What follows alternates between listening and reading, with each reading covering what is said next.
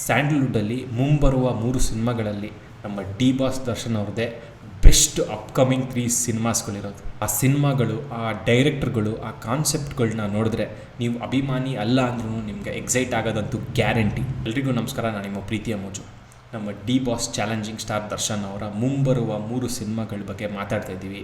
ಅದ್ರ ಬಗ್ಗೆ ಇರೋ ಇವಾಗ ಕರೆಂಟ್ ಇನ್ಫಾರ್ಮೇಷನ್, ಎಷ್ಟು ಅಪ್ಡೇಟ್ಸ್ ಇದೆ, ಯಾರ್ಯಾರೆಲ್ಲ ಡೈರೆಕ್ಟ್ರು, ಟೆಕ್ನಿಕಲ್ ಟೀಮ್, ಪ್ರೊಡಕ್ಷನ್ ಹೌಸ್, ಇದ್ರ ಎಲ್ಲದ್ರ ಬಗ್ಗೆನೂ ಮಾತಾಡ್ತಾ ಇದ್ದೀವಿ. ಸೊ ಚಾನಲ್ಗೆ ಹೊಸಬರಾಗಿದ್ದರೆ ದಯವಿಟ್ಟು ಸಬ್ಸ್ಕ್ರೈಬ್ ಮಾಡಿ. ನಿಮ್ಗೆ ಇಷ್ಟ ಆಗಿಲ್ಲ ಅಂದರೆ ಯಾವಾಗ ಬೇಕಾದರೂ ಅನ್ಸಬ್ಸ್ಕ್ರೈಬ್ ಮಾಡ್ಬೋದು. ಬೀಡಿ ಸೇದಿದ್ರೆ ಹೊಗೆ ಬರುತ್ತೆ ಹೊರತು ಹೊಗೆ ಸೇದಿದ್ರೆ ಯಾವತ್ತೂ ಬಿಡಿ ಬರಲ್ಲ. ಜೀವನದಲ್ಲಿ ನಂಬಿಕೆ ಮುಖ್ಯ. ಮೊದಲನೇದಾಗಿ ದರ್ಶನ್ ಅವರ ಡೆವಿಲ್ ಸಿನಿಮಾದ ಬಗ್ಗೆ ಮಾತಾಡೋಣ. ಅದರ ನಿರ್ದೇಶಕರಾದಂತಹ ಮಿಲನ ಪ್ರಕಾಶ್ ಅಥವಾ ಪ್ರಕಾಶ್ ವೀರ್ ಅವರು ಈಗ ಕರ್ಕೊತಾ ಇರೋದು ಅವ್ರನ್ನ ನಾನು ನಿಜವಾಗ್ಲೂ ಹೈಲಿ ರೇಟ್ ಮಾಡ್ತೀನಿ. ಅವರು ನಿಜವಾಗ್ಲೂ ಒಳ್ಳೆ ಡೈರೆಕ್ಟರ್ ಅಂತ ಹೇಳ್ಬೋದು. ಅವರ ಸಿನಿಮಾ ಲಿಸ್ಟ್ ನೋಡಿದ್ರೆ ಗೊತ್ತಾಗುತ್ತೆ. ಇದೆಲ್ಲರಿಗೂ ಗೊತ್ತಿರೋದೆ. ಆದರೆ ಈಗ ಬರ್ತಾ ಇರೋ ಸುದ್ದಿ ಏನಂದರೆ, ಒಂದು ದೊಡ್ಡ ಅಪ್ಡೇಟ್ ಬಂದಿದೆ. ಬಟ್ ಅದು ಕನ್ಫರ್ಮ್ ಆಗೋಕ್ಕೆ ನಾನು ಕಾಯ್ತಾ ಇದ್ದೀನಿ. ನಮ್ಮ ವಿಜಯ್ ಸೇತುಪತಿ ಅವರು ಈ ಸಿನಿಮಾ ತಂಡ ಜೊತೆಗೆ ಕೈ ಜೋಡಿಸಿದ್ದಾರೆ ಅಂತ ಸ್ಟ್ರಾಂಗ್ ಬಸ್ ಇದೆ. ಬಟ್ ನಾನು ಈಗ ಆ ವಿಡಿಯೋ ಮಾಡಲ್ಲ, ಯಾಕಂದರೆ ಅದು ಒಫಿಷಿಯಲಾಗಿ ಕನ್ಫರ್ಮ್ ಆದಮೇಲೆ ದೊಡ್ಡ ವೀಡಿಯೋನೇ ಮಾಡ್ತೀನಿ ಅದ್ರ ಬಗ್ಗೆ. ಯಾಕಂದರೆ ವಿಜಯ್ ಸೇತುಪತಿ ಅವರು one of my favourite actors ಅಂತ ಹೇಳ್ಬೋದು. ಸೊ ಅವರು ದರ್ಶನ್ ಅವ್ರ ಜೊತೆಗೆ ಸಿನಿಮಾ ಮಾಡ್ತಿದ್ದಾರೆ ಅಂದರೆ ಅದರಷ್ಟು ಖುಷಿ ಪಡೋರು ಯಾರೂ ಇಲ್ಲ, ನನ್ನಷ್ಟು ಖುಷಿ ಪಡೋರು ಯಾರೂ ಇರಲ್ಲ. ಬಟ್ ಡೆವಿಲ್ ಈಗ ಚಿತ್ರೀಕರಣದ ಸ್ಟೇಜಲ್ಲಿದೆ. ಚಿತ್ರತಂಡ ಆಲ್ರೆಡಿ ಹೇಳಿದ್ದಾರೆ ಈ ವರ್ಷ ಗ್ಯಾರಂಟಿ ರಿಲೀಸ್ ಆಗುತ್ತೆ ಅಂತ. ಮೋಸ್ಟ್ಲಿ ಅಕ್ಟೋಬರ್ ಟೈಮಲ್ಲಿ ದರ್ಶನ್ ಅವ್ರಿಗೆ lucky month October, November, December. So ಆ ಟೈಮ್ ರಿಲೀಸ್ ಆದರೆ ಅದ್ಭುತವಾಗಿರುತ್ತೆ. ಚಿತ್ರತಂಡ ಆಲ್ರೆಡಿ ಹೇಳಿದ್ದಾರೆ ದರ್ಶನ್ ಅವರು ಈ ಸಿನಿಮಾದಲ್ಲಿ ಬಹುಪಾಲು ನೆಗೆಟಿವ್ ಶೇಡಲ್ಲಿ ಕಾಣಿಸ್ಕೊತಾ ಇದ್ದಾರೆ ಅಂತ. ಸೊ ಅದು ನಿಜವಾಗ್ಲೂ ಖುಷಿ ವಿಚಾರ. ನವಗ್ರಹ ಚಿತ್ರ ಆದಮೇಲೆ ಈಗನೇ ಅವ್ರನ್ನ ಈ ಥರ ನಾವು ನೋಡ್ತಾ ಇರೋದು. ಸೊ ಆದರೆ ಟೈಟಲ್ ನೋಡಿದಾಗ ನಾವು ಡೆವಿಲ್ ದ ಹೀರೋ ಇದೆ. ಸೊ ಹೀರೋ ಹೇಗೆ ಆಗ್ತಾರೆ ಈ ಥರ ನೆಗೆಟಿವ್ ಶೇಡ್ ಇರೋರು ಅಂತ ನಾವು ಚಿತ್ರಕ್ಕೆ ಕಾಯಬೇಕಾಗಿದೆ.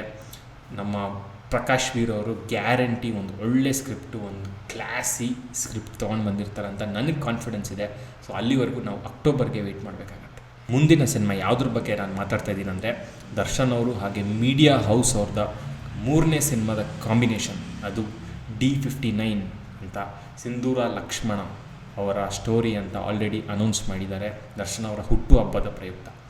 ಸಿಂಧೂರ ಲಕ್ಷ್ಮಣ ಅಂತ ಟೈಟಲ್ ಇನ್ನೂ ಫಿಕ್ಸ್ ಆಗಿಲ್ಲ. ಅದು ಟೈಟ್ಲ್ ಯಾರ ಹತ್ರ ಇದೆ ಅಂತ ಗೊತ್ತಿಲ್ಲ. ಸೊ ಮುಂದೆ ಒಬ್ಬರು ನಾನೇ ಟೈಟ್ಲ್ ಕೊಟ್ಟಿದ್ದು, ನಾನೇ ಸ್ಟೋರಿ ಬರ್ಸಿದ್ದು ಅಂತ ಹೇಳಿದ್ರೆ ಆಶ್ಚರ್ಯ ಪಡಬೇಡಿ ಅಷ್ಟೇ. ಮೀಡಿಯಾ ಹೌಸ್ ಅವ್ರ ಬಗ್ಗೆ ಒಂದು ಸ್ವಲ್ಪ ಮಾತಾಡಬೇಕಾಗಿದೆ. ಸೊ ಮೀಡಿಯಾ ಹೌಸ್ ಅವರು ಮೊದಲನೇ ಸಿನಿಮಾ ದರ್ಶನ್ ಅವ್ರ ಜೊತೆ ಮಾಡಿರೋದು ಅದು ಯಜಮಾನ ಸಿನಿಮಾ ಯಾವಾಗ ರಿಲೀಸ್ ಆಯ್ತು ಅಂದರೆ, ದರ್ಶನ್ ಅವ್ರದ್ದು ಒಂದು ಬಿಗ್ ಸಿನಿಮಾ ರಿಲೀಸ್ ಆಗಬೇಕಾಗಿದ್ದು ಕುರುಕ್ಷೇತ್ರ. ಅದಕ್ಕಿಂತ ಮುಂಚೆ ಯಜಮಾನ ರಿಲೀಸ್ ಆಗಿದ್ದಿದ್ದು. ಸೊ ಎಲ್ಲರಿಗೂ ಹೈಪು ಕುರುಕ್ಷೇತ್ರ ಮೇಲಿದ್ದಿತ್ತು. ಯಜಮಾನ ಮೇಲೆ ಯಾರಿಗೂ ಅಷ್ಟು ಎಕ್ಸ್ಪೆಕ್ಟೇಷನ್ಸ್ ಇರಲಿಲ್ಲ. ಆದರೆ ಅವ್ರು ಮಾಡಿದ್ದಿದ್ದು, ಮೀಡಿಯಾ ಹೌಸ್ ಅವ್ರು ಮಾಡಿದ್ದಿದ್ದು ಯುನೀಕ್ ಪ್ರಮೋಷನ್ಸ್. ದರ್ಶನ್ ಅವರ ಫ್ಯಾನ್ ಕ್ಲಬ್ ಅವ್ರನ್ನೆಲ್ಲ ಸೇರಿಕೊಂಡು ಮಾಡಿದ್ದಿದ್ದು ಪ್ರಮೋಷನಿಂದ ಒಂದು ಒಳ್ಳೆ ಹೈಪ್ ಸಿಕ್ಕಿತ್ತು. ಹಾಗೆ ಸಿನಿಮಾನು ಡೀಸೆಂಟಾಗಿತ್ತು, ಒಳ್ಳೆ ಸಿನಿಮಾ ಅಂತ ಹೇಳ್ಬೋದು. ಒಂದು ಒಳ್ಳೆ ಸೋಷಲ್ ಮೆಸೇಜ್ ಇದ್ದಿದ್ದು, ಫ್ಯಾಮಿಲಿ ಎಂಟರ್ಟೈನರ್ ಸಿನಿಮಾ ಅಂತ ಹೇಳ್ಬೋದು. ಯಾವ ಫ್ಯಾಮಿಲಿ ಆಡಿಯನ್ಸು ಡಿಸಪಾಯಿಂಟ್ ಆಗಿಲ್ಲ ಆ ಸಿನಿಮಾಯಿಂದ. ಸೊ ಒಂದು ಒಳ್ಳೆ ಸ್ಟಾರ್ಟ್ ಕೊಟ್ಟಿದ್ರು. ಅದರಿಂದ ದರ್ಶನ್ ಅವರು ಇನ್ನೊಂದು ಸಿನಿಮಾ ಮಾಡೋಕ್ಕೆ ಒಪ್ಕೊಂಡಿದ್ರು. ಬಟ್ ಕ್ರಾಂತಿ ನಿಜವಾಗ್ಲೂ ತುಂಬ ಜನನ ಡಿಸಪಾಯಿಂಟ್ ಮಾಡಿತ್ತು, ನನ್ನ ಕೂಡ. ಅವರು ಅದಕ್ಕೆ ಪ್ರಾಬಬ್ಲಿ ಈಗ ಒಂದು ಒಳ್ಳೆ ಡೈರೆಕ್ಟರ್ನ, ಒಂದು ಓಡೋ ಕುದುರೆನ ಕರ್ಕೊಂಬಂದಿದ್ದಾರೆ. ಅದು ನಮ್ಮ ತರುಣ್ ಸುಧೀರ್ ಅವರು. ಇದರ ಪ್ರೊಡ್ಯೂಸರ್ಸ್ ಆದಂತಹ ಶೈಲಜಾ ನಾಗ್ ಹಾಗೆ B ಸುರೇಶ್ ಅವರು ಈಗ ಹರಿಕೃಷ್ಣ ಅವ್ರ ಜೊತೆಗೆ ಕೈ ಜೋಡಿಸಿ ಸಿನಿಮಾ ಮಾಡ್ತಾಯಿದ್ದಾರೆ. ಇದು ಮೋಸ್ಟ್ಲಿ ಒಂದು ದೊಡ್ಡ ಬಡ್ಜೆಟ್ ಸಿನಿಮಾ ಆಗಿರ್ಬೋದು ಅಂತ ಅನಿಸ್ತಾ ಇದೆ. ತರುಣ್ ಸುಧೀರ್ ಅವರು ಕ್ವಾಲಿಟಿ ಮ್ಯಾನ್ ಅಂತ ಹೇಳ್ಬೋದು. ಟೆಕ್ನಿಕಲಿ ಸ್ಕಿಲ್ಡ್, ಅವರು ಪ್ಲ್ಯಾನಿಂಗ್ ಅದ್ಭುತವಾಗಿ ಮಾಡ್ತಾರೆ. ಇದರಿಂದ ದರ್ಶನ್ ಅವ್ರಿಗೂ ಇನ್ನೊಂದು ಅವಕಾಶ ಕೊಟ್ಟಿದ್ದಾರೆ ಅವ್ರಿಗೆ. ಕಾಟೇರ ಅಂತೂ ಕೇಳಲೇಬೇಡಿ, ಒಂದು ಮ್ಯಾಸಿವ್ ಹಿಟ್ ಆಗಿದೆ. ತರುಣ್ ಸುಧೀರ್ ಅವ್ರ ಹತ್ರ ಬೇಜಾನ್ ಟೈಮ್ ಇದೆ. ದರ್ಶನ್ ಅವರ ಡೆವಿಲ್ ಸಿನಿಮಾ ಶೂಟಿಂಗ್ ಆಗಬೇಕು. ಅದಾದಮೇಲೆ D58 ಇದೆ ನಮ್ಮ ಪ್ರೇಮ್ ಅವ್ರ ಜೊತೆಗೆ, ಆ ಶೂಟಿಂಗ್ ಆಗಬೇಕು. ಸೊ ಈ ಸಿನಿಮಾ ಮೋಸ್ಟ್ಲಿ 2025 ಎಂಡ್ ಅಥವಾ 2026 ಆ ಟೈಮಲ್ಲಿ ರಿಲೀಸ್ ಆಗ್ಬೋದು. ತುಂಬ ಟೈಮ್ ಇದೆ.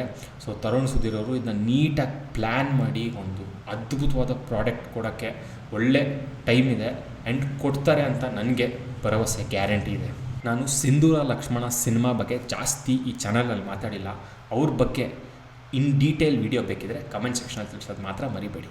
ಕೊನೆಯದಾಗಿ ಈ 3 ಸಿನಿಮಾಗಳಲ್ಲಿ ನನಗೆ ಈ ಸಿನಿಮಾಕ್ಕೆ ಜಾಸ್ತಿ ಎಕ್ಸ್ಪೆಕ್ಟೇಷನ್ಸ್ ಇರೋದು ಅದು ನಮ್ಮ ದರ್ಶನ್ ಅವರ ಹಾಗೆ ಪ್ರೇಮ್ ಅವರ KVN ಪ್ರೊಡಕ್ಷನ್ಸ್ ಅವರ ಕಾಂಬಿನೇಷನಲ್ಲಿ ಬರ್ತಾ ಇರೋ D58 ಸಿನಿಮಾ. ಆ ಥೀಮ್ ನೋಡಿದ್ರೇ ಯುನೀಕ್ ಆಗಿದೆ, ಹೊಸದಾಗಿದೆ. ಹೊಸತನ ದರ್ಶನ್ ಅವ್ರಿಗಲ್ಲ, ದರ್ಶನ್ ಅವರು ಈ ಥರ ಹಲವಾರು ಸಿನಿಮಾಗಳನ್ನ ಮಾಡಿದ್ದಾರೆ. ಆದರೆ ಹೊಸತನ ಹೇಳ್ತಾ ಇರೋದು ಪ್ರೇಮ್ ಅವ್ರಿಗೆ. ಪ್ರೇಮ್ ಅವ್ರ ಮೇಲೆ ಒಂದು ಮೇಯ್ನ್ ಕ್ರಿಟಿಸಿಸಮ್ ಏನು ಬಂದಿರೋದು ಅಂದರೆ ಅವರು ಒಬ್ಬ ಔಟ್ಡೇಟೆಡ್ ಡೈರೆಕ್ಟರ್ ಅಂತ, ಅವರು ಕಾಲಕ್ಕೆ ತಕ್ಕಂಗೆ ಸಿನಿಮಾಗಳನ್ನ ಮಾಡೋಕ್ಕಾಗಲಿಲ್ಲ ಅಂತ.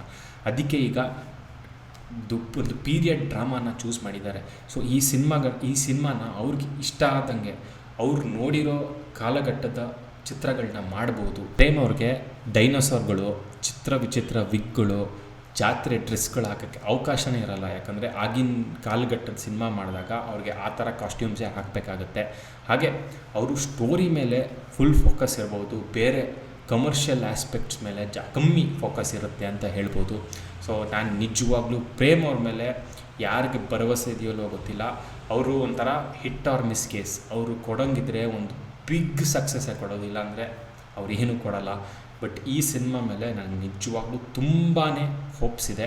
ಪ್ರೇಮ್ ಅವರ ಸಿನಿಮಾ ಮುಂದಿನ ವರ್ಷ ಗ್ಯಾರಂಟಿ ರಿಲೀಸ್ ಆಗುತ್ತೆ 2025 ಯಾವಾಗ ಅಂತ ನಿಜವಾಗ್ಲೂ ಗೊತ್ತಿಲ್ಲ.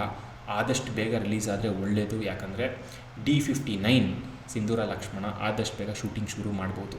ಸೊ ಈ ಮೂರಲ್ಲಿ ನಿಮ್ಮ ಫೇವ್ರೆಟ್ ಸಿನಿಮಾ ಯಾವುದಕ್ಕೆ ಜಾಸ್ತಿ ಎಕ್ಸ್ಪೆಕ್ಟ್ ಮಾಡ್ತಾಯಿದ್ದೀರಾ ಅಂತ ಕಮೆಂಟ್ ಸೆಕ್ಷನಲ್ಲಿ ಹಾಕೋದು ಮಾತ್ರ ಮರಿಬೇಡಿ.